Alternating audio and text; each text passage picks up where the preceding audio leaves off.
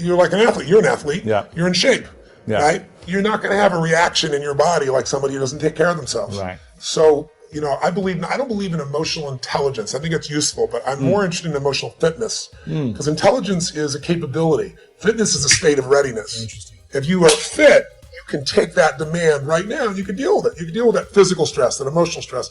Same thing's true with psychological fitness, emotional fitness, right? So I'm pretty fit. And part of that is not because I'm so smart. Part of it is that I've taught this for decades. I remember I had a woman who came to one of my seminars in her, I don't know, early 80s probably. And she would run in this room, 10,000 people. I think it was, you know, she went a couple of 10,000 person events. And she would get in this front row, fight her way through there. And she'd jump and go for it. And at one break, she came up to me, I was signing a book for her, and she says, she goes, Mr. Robbins, I've seen you at like 8 of these. She goes, I've seen you like when you're really, I know I can hear your voice, you're hurting or you haven't slept. And she goes, you always seem to be so up all the time. How come you're so up? And I said, well, part of it is I attend all these seminars. So I'm teaching it. So there's a fitness to that. But there's also, you know, I've buried 3 fathers and 1 mother, and, you know, that affects your life. I've had a physician look me in the eye and say, you have a tumor in your brain. Wow. And so I've had those moments that, when you've had extreme stress and you push your way through it, you build psychological muscle. It's like, it takes a lot to knock me off. You know, in the early days, we didn't have $50,000 to keep the doors open. How do we do it? Then I had, you know, graduated to $5 million. Then I graduated to a partner of mine who kind of didn't do things well, and I ended up owning $100 million because I had to take on his debts. $100 million. But when you do all that stuff, you know, now my companies do $5 billion, you know, a year. So you keep expanding what I would call really the circle of the threshold of your influence. Sure. You know, everybody has a threshold of control. And if you get beyond it, you kind of freak out. So it takes a little bit more. I can't so you don't have breakdowns. I don't have a breakdown. Do I get pissed off or get frustrated or tired? Yeah, but a breakdown, honestly, no. When I've had challenging times, I mean, I have so many tools. You know, I pull them out. And most of it's like you as an athlete. You know, you don't just physically break down. Right. You take care of yourself. So you're constantly training that. I think most people don't train their mind and emotions. It's like, I think the most powerful muscles to me are not physical, they're as strong as important as they are. It's like faith is a muscle, courage is a muscle, determination is a muscle, playfulness is a muscle. You know, passion unexpressed weakens. You know, faith untested gets smaller. So I'm always, I call it deep practice. I'm always pushing myself to the edge, and pushing yourself to the edge makes you stronger. You know? Well, Sir John Templeton is probably one of the greatest investors in history. People don't know his name. He started out with nothing. He wasn't Sir. He wasn't from another country. He came from the U.S. And he decided that he wanted to understand wealth. And so he saved $10,000, a huge amount of money in those days. And when Hitler invaded Poland, he developed a belief. His belief was, you make your money in times of maximum pessimism. Like if you were around in 2008-9, you remember what it was like, right? You could have bought, you know, the Sands in Las Vegas. You could have bought their stock for $2.28. Today it's $67. Wow. It's a 3,000% return. It's not bad. You could have bought Citibank for less than $1, right? So people in those times, he understood that. And so what he did was, and everybody thought the world was going to end, he took $10,000, he bought every stock on the New York Stock Exchange that was $1 or less, including companies everybody thought were going bankrupt. But when things are bad, people think it's going to be bad forever. When things are good, they think it's going to be good forever. And they're always wrong. Life's cyclical. So there's a season for everything. So once we got through World War II and went a few years later, guess what? Those same stocks made him a billionaire. So when I asked him, I said, what's the secret to wealth? His response when he touched me, he goes, you know it, you teach it. I said, what's that? He said, gratitude. And I said, why do you say that? He said, because if you got $1 billion and every day you live pissed off and frustrated, the quality of your life is called pissed off and frustrated. But if you have nothing, but you're euphorically grateful for whatever you have, you're the richest person that you're going to know. He said, so it doesn't matter how much money you got if you don't have gratitude. So I do the same thing, by the way. I have a process I call it priming, where I get up every morning. I do mine in the morning. I do this radical change to my body, kind of alter my state.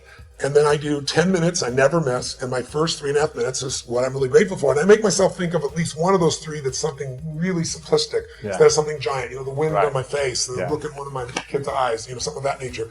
And then I do 3 minutes of strengthening, healing, and I do 3 minutes of when I'm going to create my world. And I do that for a minimum of 10 minutes every day, because I believe you have to condition it. You don't just hope that stuff shows up.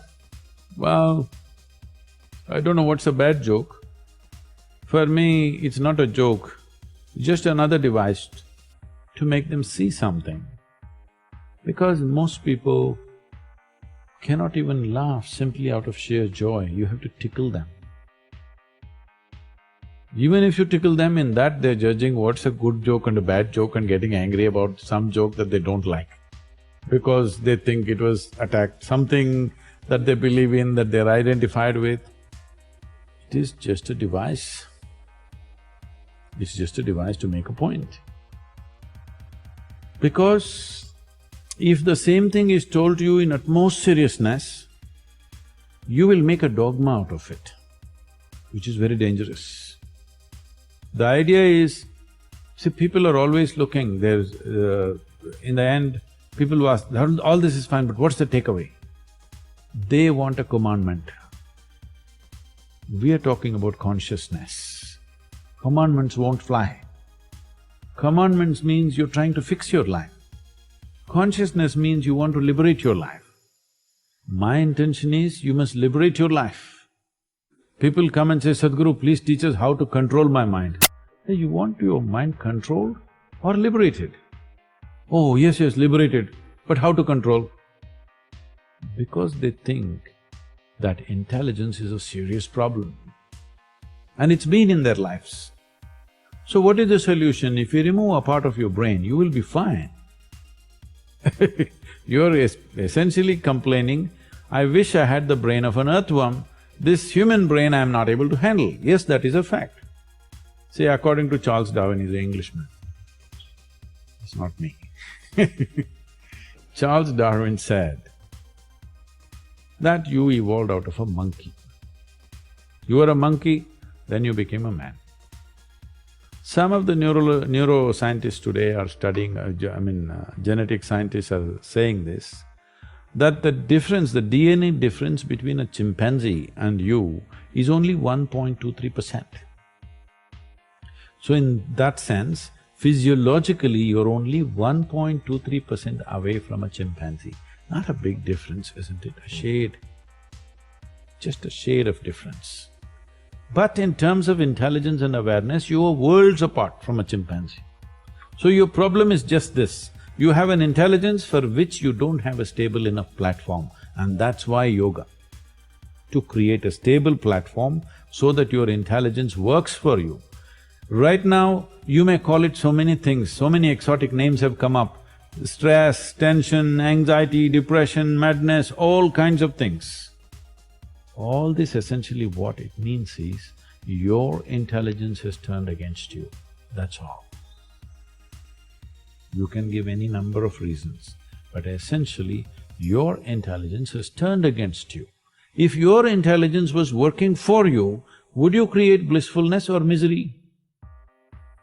This is all. Why your intelligence has turned against you? There's no stable enough base.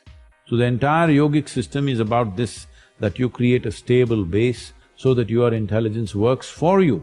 If your intelligence turns against you, no power in the universe is going to save you, you are a done thing. One of the things that can help you stop procrastinating, well, let's say two things, I referred to them at the end of my talk. One is to have a really nicely developed vision of heaven. It's like, okay, here's what you need to know. How would your life be, what would it be like if it was really good? And I don't get primitive about that. It's not like, naked supermodels on a yacht. They're too skinny anyways. Anyways, you know what I mean. It's like, that's… I get it, but it's not agape, say. So it's not sophisticated enough to be self-sustaining. It's a stupid vision, and if you pursue it, you're just going to be on a sinking yacht with like anorexics or something like that. So you need a vision. You need a vision of what your life would be like if it was just the way it should be, if it was best for you, and if you were taking care of yourself with this thing that you kind of described as parental love. It's a really good way of thinking about it because it's nice and concrete. So what would be best for you 3 to 5 years down the road if you were really taking care of yourself like you were someone that you thought should be around? And people are very ambivalent about whether they should be around, so this is a lot harder than you think. So you need that vision. And then what you also need is a vision of what your life would be like if you let yourself deteriorate in precisely the foolish ways that you know that you would deteriorate if you let yourself go. And that's contemplation too. It's like, okay, if I let myself go, where would I end up? And first of all, this is kind of a shadow realization from a Jungian perspective. It's like, first of all, you could let yourself go. Second of all, you already know exactly how you do it if you did do it. And third, with a little imagination, you can conjure up exactly what that would be like, not only for you, but for your family and for the broader social community. And that would be the whole bloody catastrophe, including all the malevolence that would go along with your deterioration and so on. And so then you've got these stark choices before you. One is agape-oriented equilibration, for lack of a better technical phrase, and the other is something that more closely approximates hell than people even think. Because if you sink low enough, not only do you sink that low, but you are absolutely motivated to drag people down there with you. And it's a nasty, nasty state of affairs. And so if you're really terrified of that, like you should be, because you've drawn the causal connections, and you're really attracted by the other, then when you sit down and you don't do what you're doing, what you're supposed to be doing, you don't get to say, well, it doesn't matter.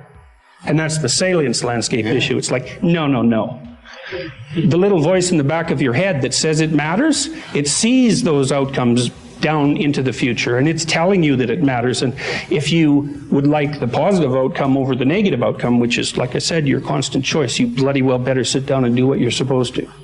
And so that's really helpful. That'll, I think, what is it? Fear of God is the beginning of wisdom. It's like, yes, that's absolutely right. And the role of things like anxiety and terror in promoting proper development, are often under-addressed, because we think of those things as our enemies. It's like, they're your enemies if they're working against you, but they're pretty powerful monsters on your side if you've got them oriented properly. Look, this is what's wrong with this generation. If you're doing it for money, you cutting it on and off. Mm-hmm. If you're doing it for money, if they ain't giving you bread, that means you ain't gonna come clean. Yeah, that means you ain't gonna give 120%. Yep. So that's why I do it for the love of the game, because that just means every time I do it, I'm gonna be fired. Who make the most money? The basketball player, not that can put up 40. The dude that can put up the big numbers and do it consistently. I can't pay a dude who's gonna put up 30 in one game, then he gonna put up 5 in another one. I can't build my team around inconsistency. Absolutely. But if you can score 17 a night, and I know you can give me that 50 games out of 82, I can build something around that. So for me, young people, listen to me.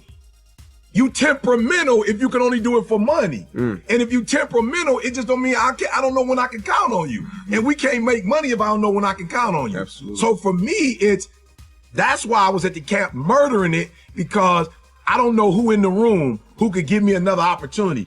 I think really it's acceptance is where you need to end up. You talk about it in stages of grief. Everyone talks about injury as kind of like the stages of grief after death, almost, and not to be that dramatic. But to realize that it's okay how you're feeling, and kick, scream, cry, do whatever it is you need to do, let it out, but give yourself a time limit. So I said after my injury, so I had, and I was miserable, and I was, just a bear to be around. But I told myself, okay, I'm going to give myself 2 weeks to be an awful person about this. And then you know what? I'm going to pick up and move on and say, what can I do now in this scenario? And really what it was, and what I found, is I cut myself off, and then I looked at how can I make the best of this situation.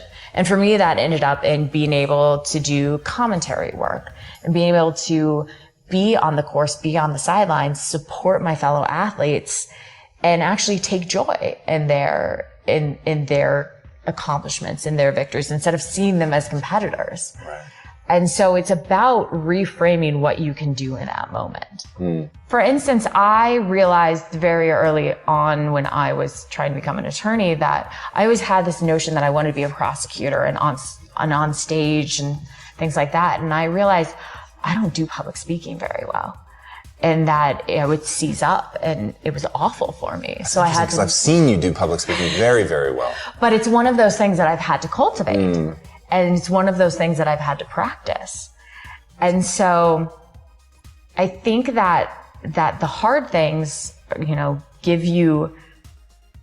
cultivate that mental toughness. And people say, okay, well, how do I make it a habit? Or how do I, how do I cultivate mental toughness? And I say that, well, that's what you do. You make it a habit, is that you don't give yourself the option, and something you pick something, put it into your routine, whether it's waking up 30 minutes earlier every day so you can actually get out the door to move your body, and you just don't think about it. You don't give yourself the option to not do it.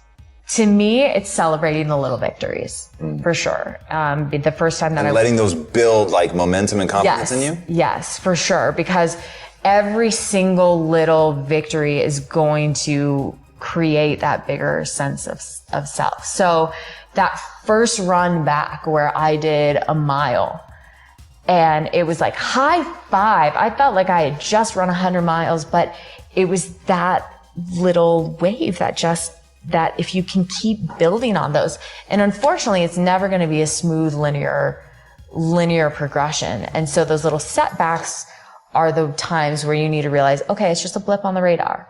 And so it's kind of going to look like this, but as long as you can kind of see that goal towards the end and embrace that process, that's really how I've been rebuilding it. First, you need a roadmap for your career. After all, you can't take shortcuts if there's no end point in mind. The definition of success is different for everybody, so it's important to get clear on your personal goals. What do you want to achieve in your career?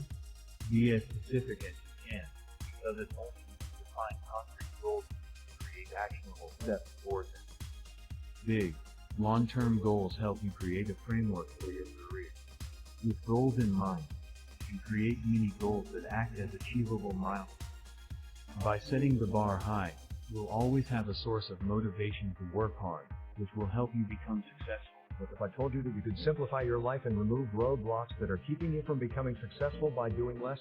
Positive routines can help you advance in your career faster. But bad habits and time-wasting routines can have the opposite effect. So how do you streamline your routine to remove the bad habits? First, consider all the things that take up your time that are not helping to further your career. You know, things like checking Twitter every few minutes. Once you identify these time sponges, work hard to either eradicate them or at least set them in check. It takes discipline to remove distractions, but you'll be able to focus more, which will get to where you want to go career-wise a whole lot faster.